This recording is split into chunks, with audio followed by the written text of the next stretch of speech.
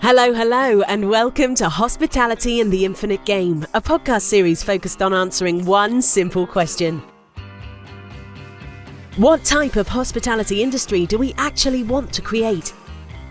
In these episodes, Michael and David discuss big ideas that might set the foundation for a different model of success. A model which would allow us to piece together a bold new way forward, where our businesses can thrive whilst making a positive impact on people, communities, and the planet. We make no claims to have all the answers, far from it in fact, but we hope these conversations might just get you thinking. We are learning, and hopefully you'll learn with us. So join us. The game is afoot, and it's an infinite one. So, David, we're back again. We are. It's taken us a while. We have been pretty rubbish at sorting this out for the last few months, haven't we? But we have made it back eventually to talk about something very important. Yeah, we will continue the journey as we promised, but it's taking a bit longer because, getting organized sometimes takes time. But also we wanted to find the right thing to talk about. I think that the world is full of podcasts not really saying very much. So I'd like to think that if anyone's going to tune into us talking about this, then we have enough value to add to make it worth half an hour of their time, don't you think? Like, the world doesn't need us talking half an hour for every 2 weeks just talking about our lives or a few anecdotes that we've come up with. So hopefully this is worth us coming out of hibernation. Yeah, it is, and we've been studying a bit because we asked, some very big questions. How can we, make a better hospitality industry long term? How can we actually build better companies that does more than just make profits? They make a world a better place. They give more to people, community, and the planet. And on that journey, we found a book. It's called Net Positive by the former CEO of Unilever, Paul Polman, and a consultant he worked with there on sustainability called Andrew Winston. And it's a great book. It was David that found it and gave it over to me. So David has been the engineer for this conversation. And it's a book that really make you think, because of course it's about big business. Yeah, very much so.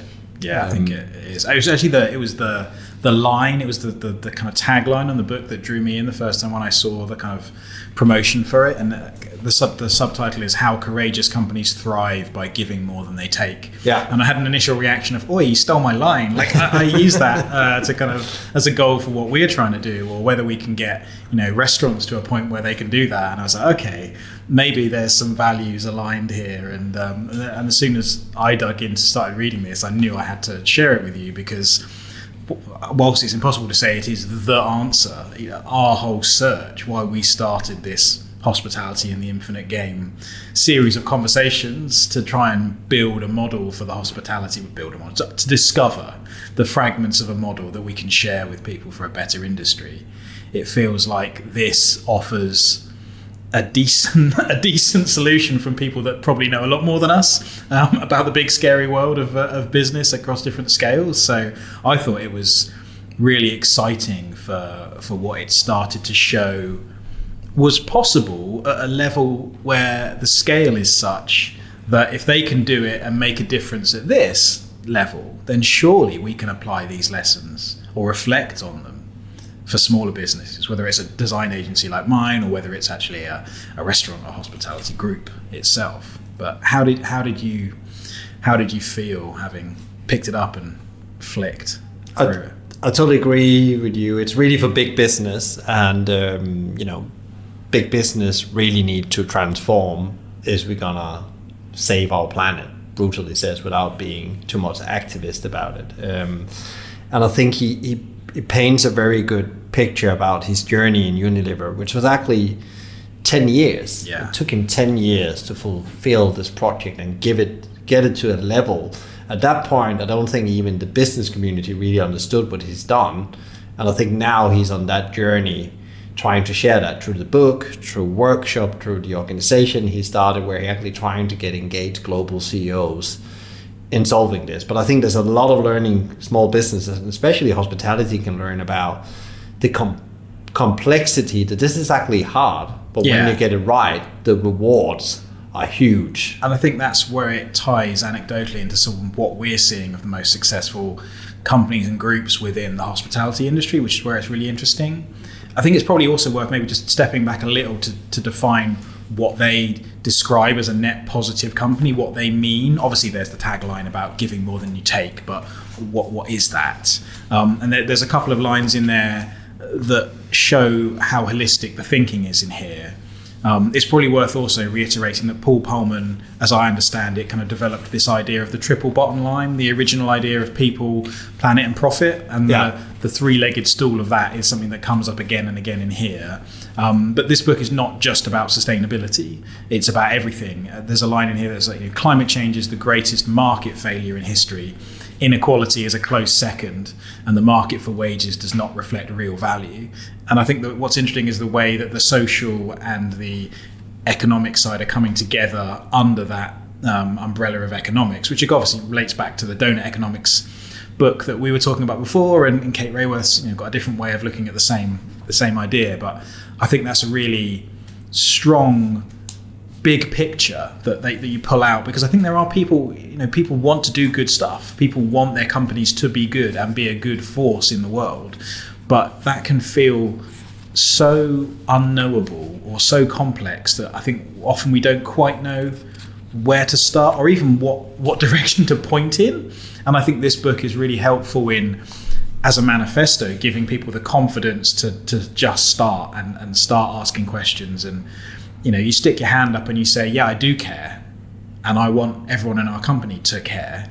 So what does that mean, and how do we make those decisions, and kind of what might the pitfalls and difficulties be as we go through? So that's what I took from this as well, and I think you got the same, the kind of same initial direction, right?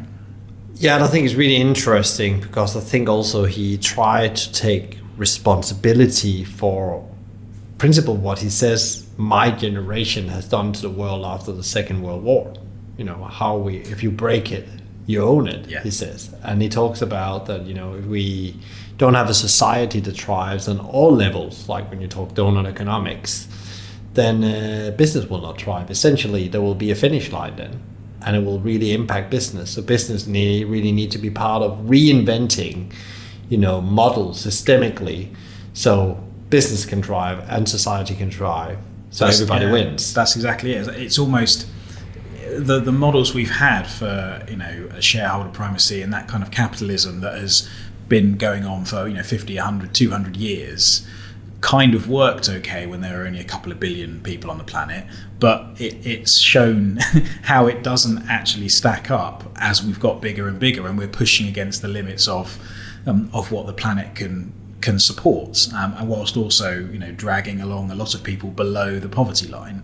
So that the urgency for that, I think, is what this book is addressing. And I really do think that it isn't just a sort of soft, touchy-feely kind of naive understanding of the world. It's actually the way that if you want to build a resilient business that's still going to be here and being profitable and scaling and getting all the good stuff that we want to do, if you want that to be here in 5-10 years time, you need to be thinking in these terms, because I just think you're going to build something that's got such a high risk of collapse otherwise, don't you? I mean, I think there's no coincidence in the fact that the companies that care right now, that we see and we hold up in the hospitality industry as examples, like Gales or Honest Burgers or Hawksmoor or Mowgli or Pizza Pilgrim, any of those people, they care about what they do.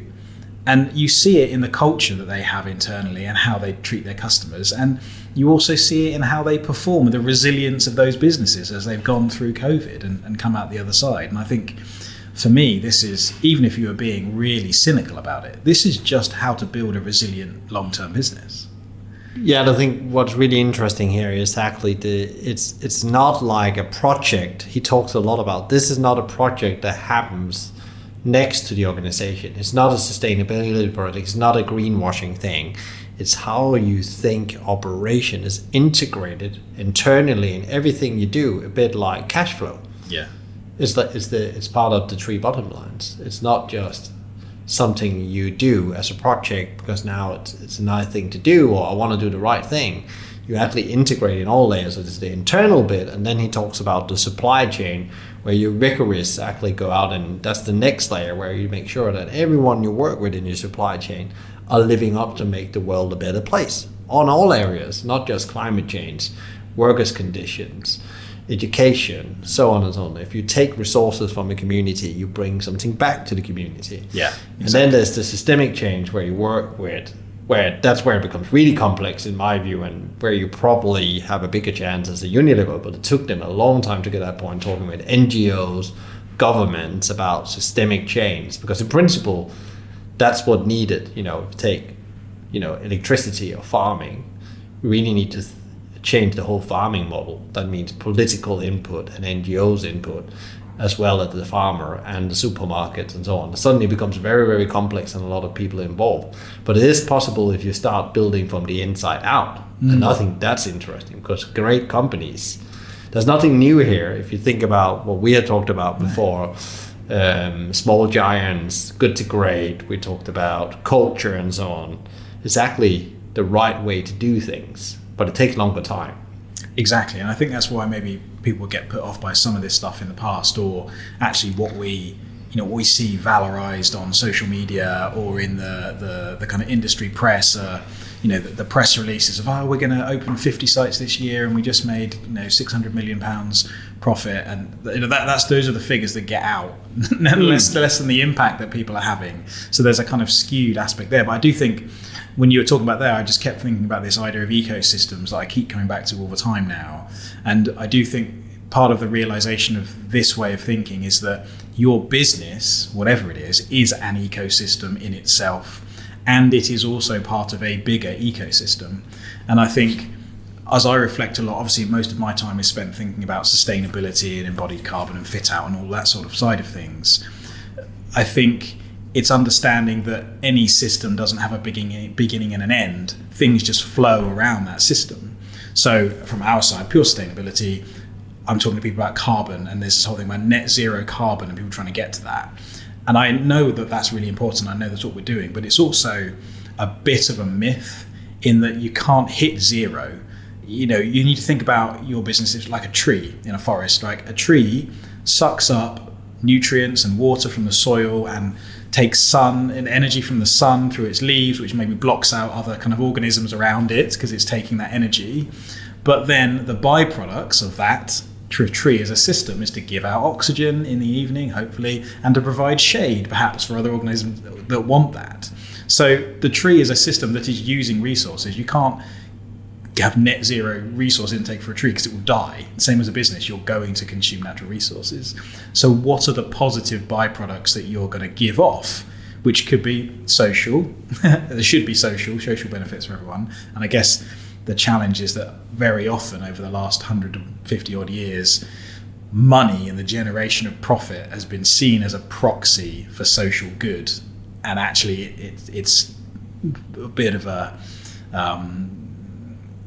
lie as to whether that actually happens or not. And people kid ourselves that that's okay.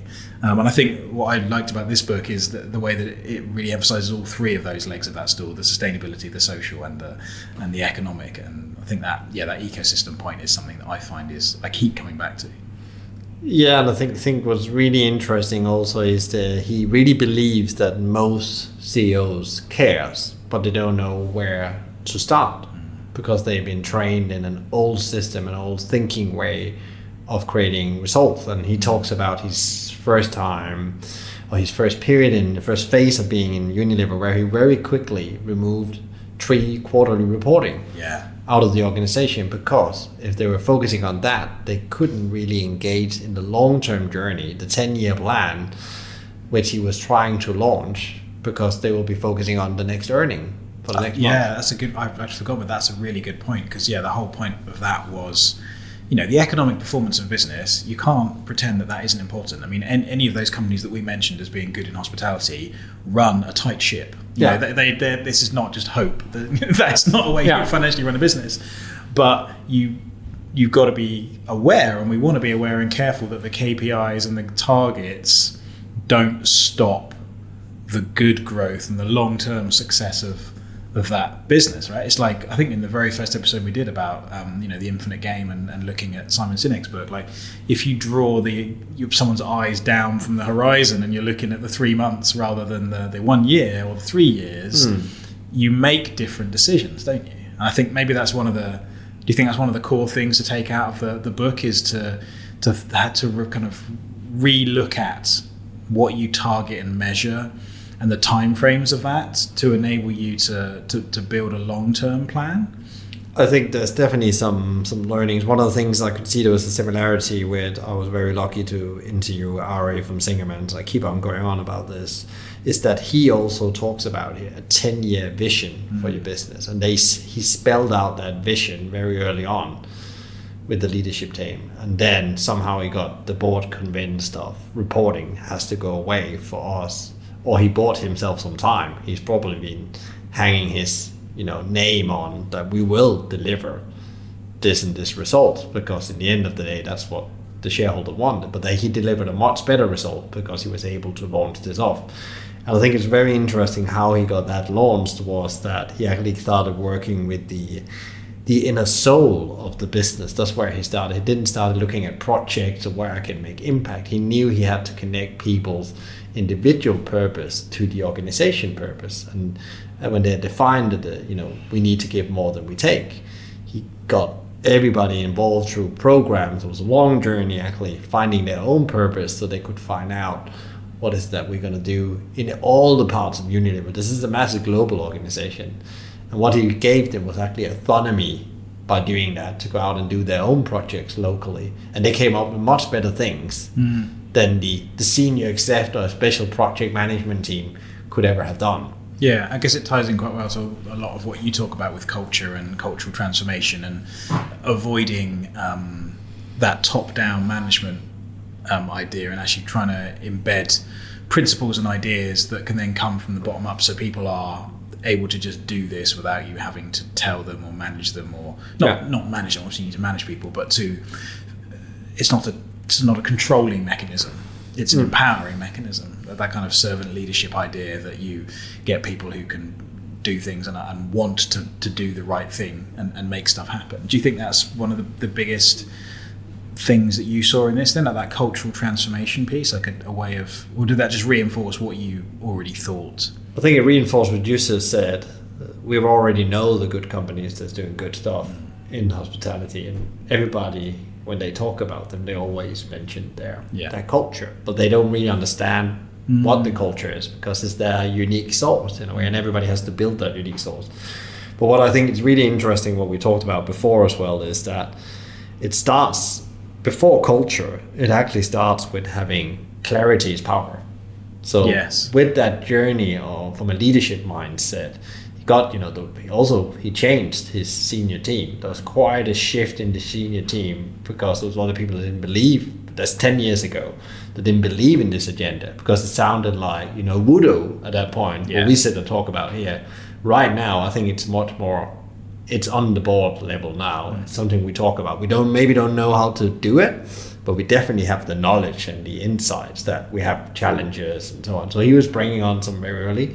So he had to change some things within his team and probably let go of people. He says that directly in the book.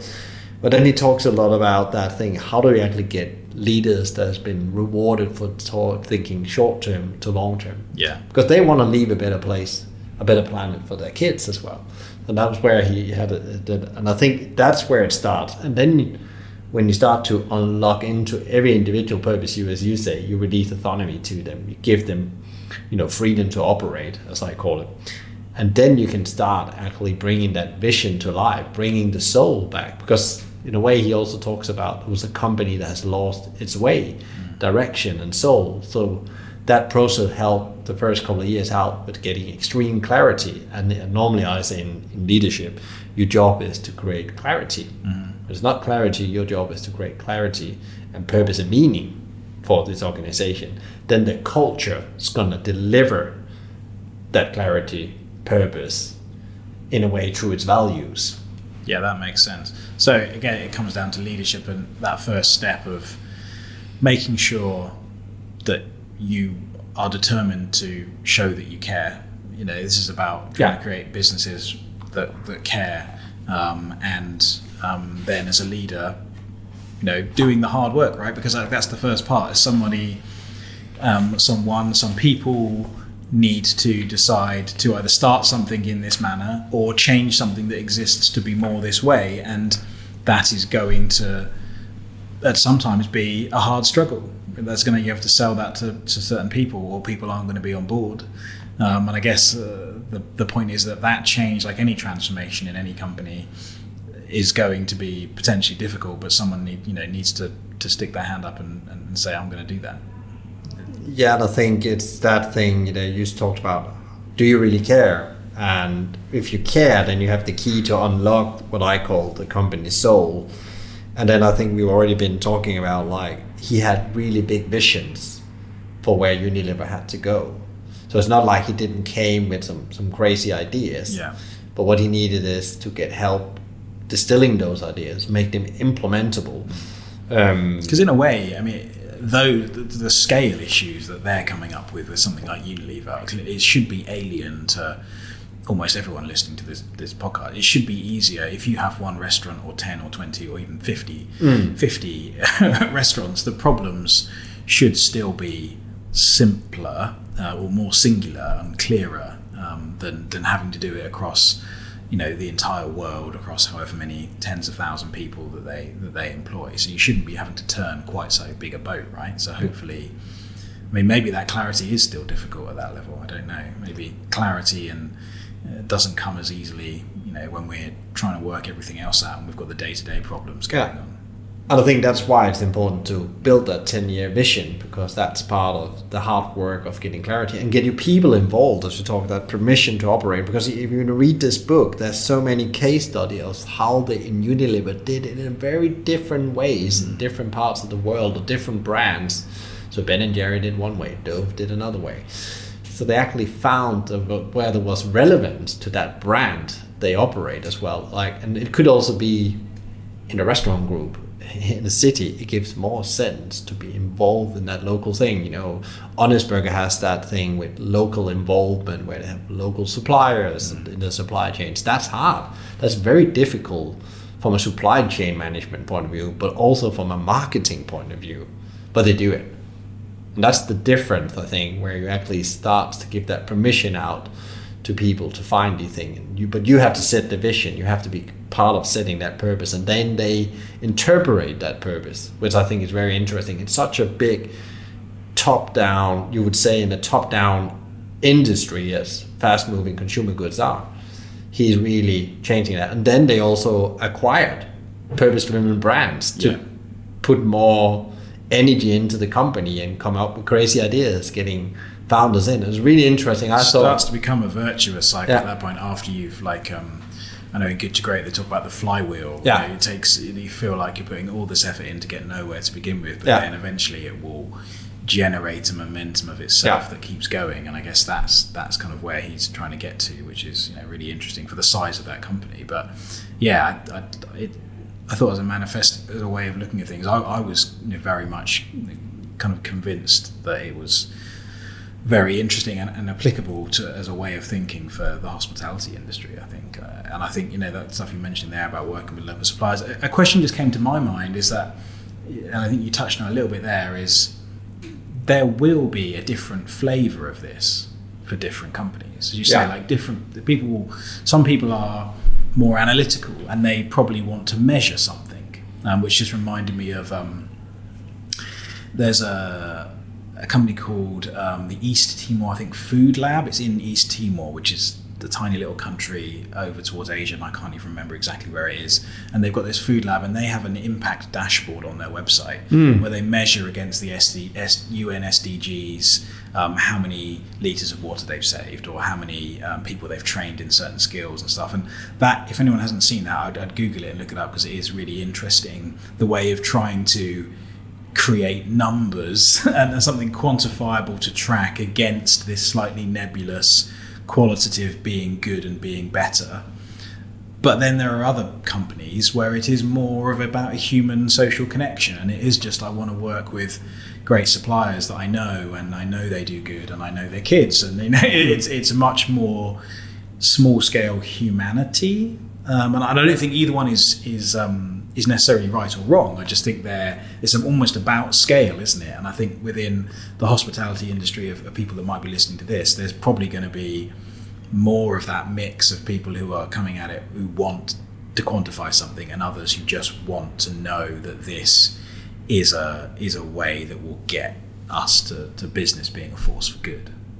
Yeah, and I think, if you believe enough and you're moving that 1% of doing that thing, you have decided, that impact thing you have decided, then you are doing the right thing. And it's, I think, of course, bigger the company are, the more transparent they have to be as well, because there's a trust thing. Yes. Because you can tell the story as a small business very easily to a local community. So I'm the local operator, I can tell what we do with suppliers. As you get bigger, you need to tell that story through your website. Just getting example. I think it's really interesting. You have to measure things, as he says in the book. But also, if you think about, we talked about diversity and inclusion, and I can't remember. I think we talked about Danny Myers, but what they do now as a hospitality group, they put all their diversity inclusion figures on their website, and actually, there was a positive outcome. He mentioned in an article in a round table the other day, Danny, he said is that actually our company had become more diverse because of, we only got 30% of the people that was employed with us back, and the rest left and did other things. So thereby now we have had an opportunity to build a more diverse workforce. And that's really interesting. And they are now really focusing on that and being very open and transparent about that part. And transparency is massive. I think it's a really good point, because I think when we look at the way that the pandemic has influenced a lot of sort of the zeitgeist and overall psychology, and sustainability is growing and growing and growing, and discussions around diversity and inclusion and social impact are growing and growing and growing.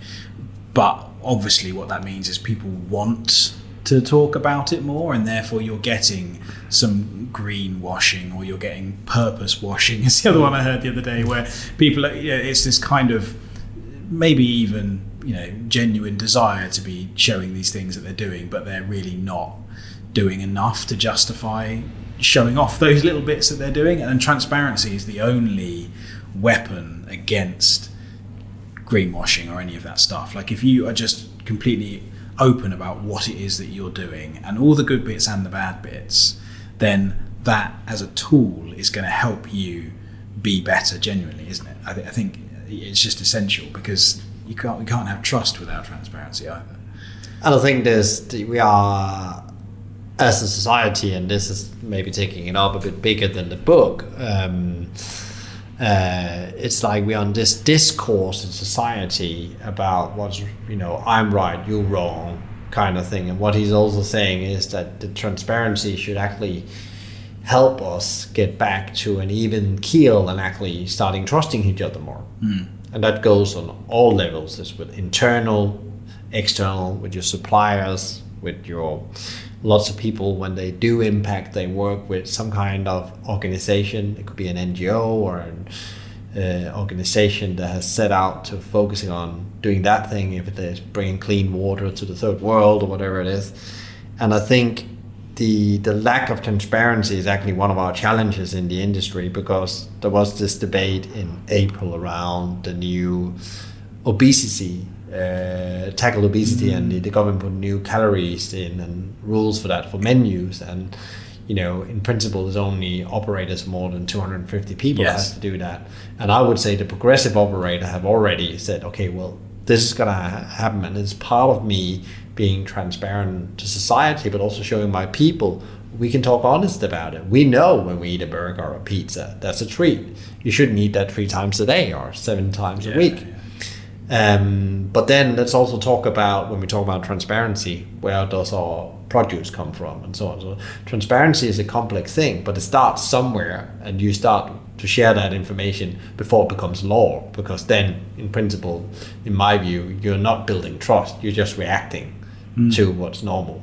And I think trust is about, again, opening up, because I think we're all a bit now in the aftermath of the pandemic, I think we would like to think we cooperate, but I think actually it maybe closed communities and down, and it's harder to get back to that. But that's my view. But I can definitely see the biggest part of, get it right internally. You can get it right in your supply chain, but then the big thing comes again. How do we actually start to engage with the world? And if you don't tell these stories, and I also think there's a lot of companies that do a lot of good that forgets to tell it. Yeah, and to be fair, I mean, I'd rather have it that way round than the people who are keen to share when they've moved the needle, 0.5% to the left, and then want to just talk about all their sustainability initiatives or all their social purpose that they've added on now. And I do think that becomes a challenge. But yeah, transparency, I think that's a really interesting, because I was just thinking about the nature of transparency as actually a disruptor in the industry, because obviously most industries don't get disrupted by the incumbents and the big forces within it. It's normally new people coming in who go, hang on a second, I don't believe what you're doing here, or this isn't right, or this isn't healthy, or this isn't sustainable, or this isn't kind, or this isn't unique enough. And I think like the calorie thing is an interesting point, because I know there is pushback within the industry about the cost and the time and the effort of doing it. But I don't know, you do have to step back and go, surely this is just being transparent, isn't it? I mean, it is. I sat in a restaurant the other day with my partner who eats quite healthily, and it was the first time we sat down with a menu with the calories on, and she was like, oh, okay, right. She probably wasn't going to order some of the stuff that is 1,200 calories for a dish anyway, but she definitely wasn't going to order it having seen that. And so I was a bit not cynical. I just wasn't sure if it was going to do anything. Like, we've had calories on the back of packs of food in the supermarket for years, and the obesity crisis hasn't got any better. So, but in that environment, when it was right in front of you with food in a restaurant, it was the first time I sort of thought, actually, I could see that this will impact a number of people.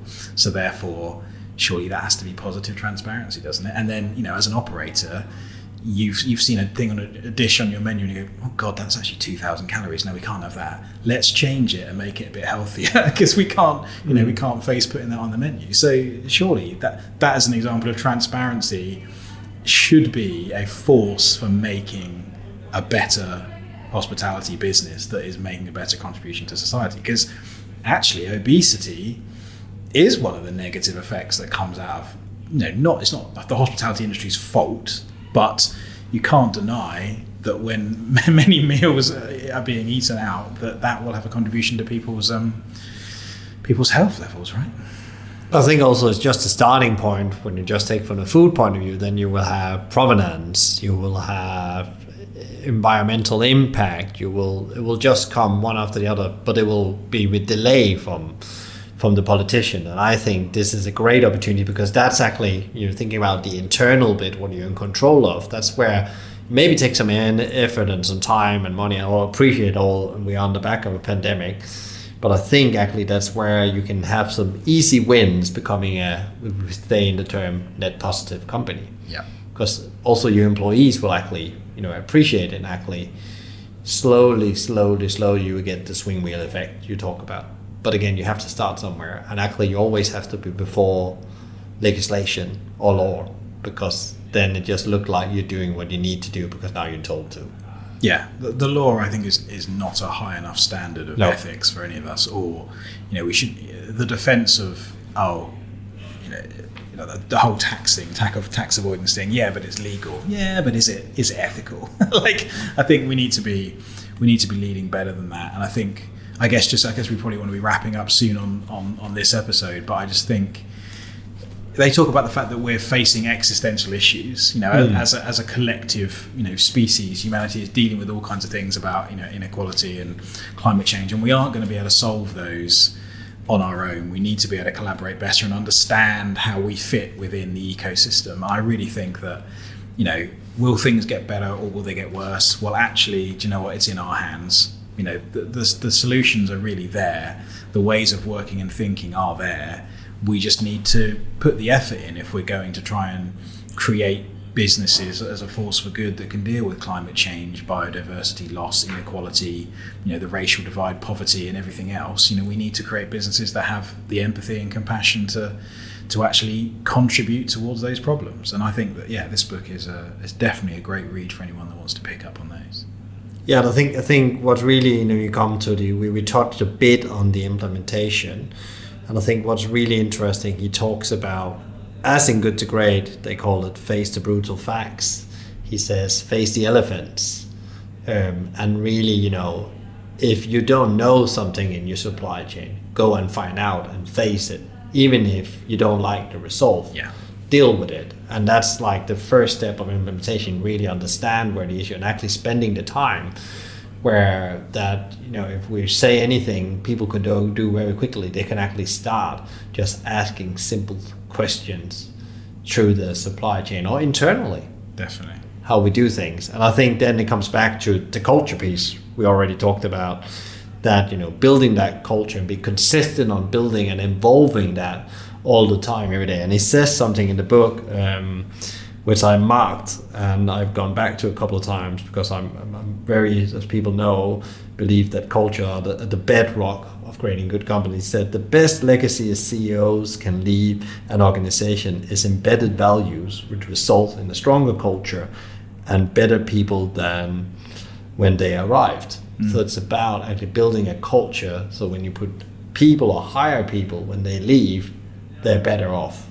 They have better transferable skills, they can get a better living, and thereby it means they can actually have a better impact on the world. And I think many CEOs maybe should start asking that question as well. I'm actually building an organization where when I put people in it, they come out better when they leave me, because then that will transform outside. Because he also talk about the culture's job is to build people that are so good at what they're doing, they go on to do the next thing that's good for the world. Definitely. So I think that's an interesting thought to leave leaders in the industry with, because we all know that people is a challenge right now.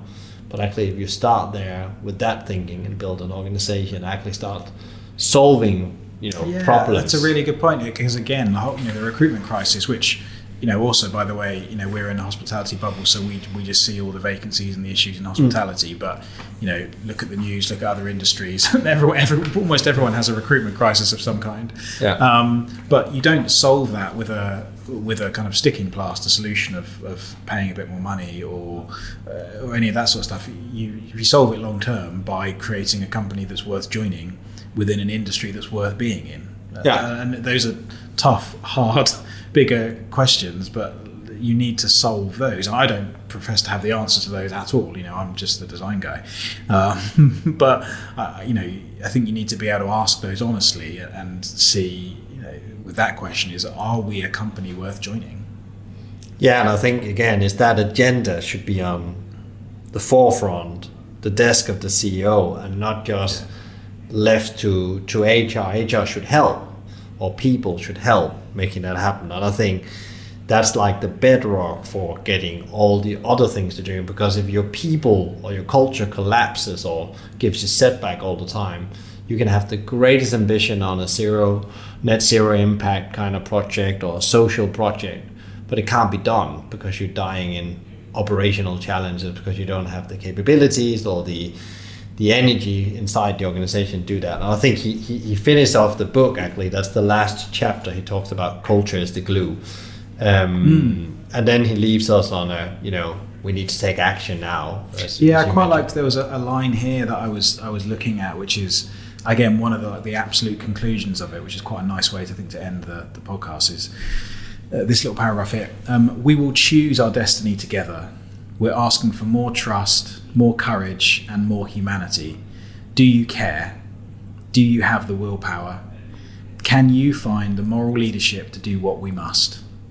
If you join us in the most critical journey to net positive, you may open yourself up to criticism.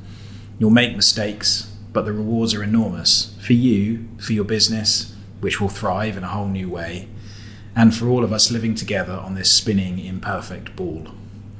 I thought that was a kind of lovely kind of rallying cry of this, what we're asking for people, is people to just care and put that in everything they do. Let's come back to what we need more than ever, compassion in this world. Definitely. Okay, I've really enjoyed that chat. Hopefully that was useful for everyone. Yeah, we hope that, and we will not give a date, but we will be back with more. Bye. So that's the end for today. Thank you so much for listening. We really hope that it sparked off an idea or two for you. We'll make sure to include any links and references in the show notes, but if you'd like to start a conversation, you can email michael@hospitalitymavericks.com or david@objectspaceplace.com. You can also find them roaming around on LinkedIn, so feel free to connect. Finally, if you're enjoying this series, please consider letting the world know by honouring us with a 5-star rating or even giving us a review. Okay, goodbye for now. Catch you next time for more discussions on hospitality and the infinite game.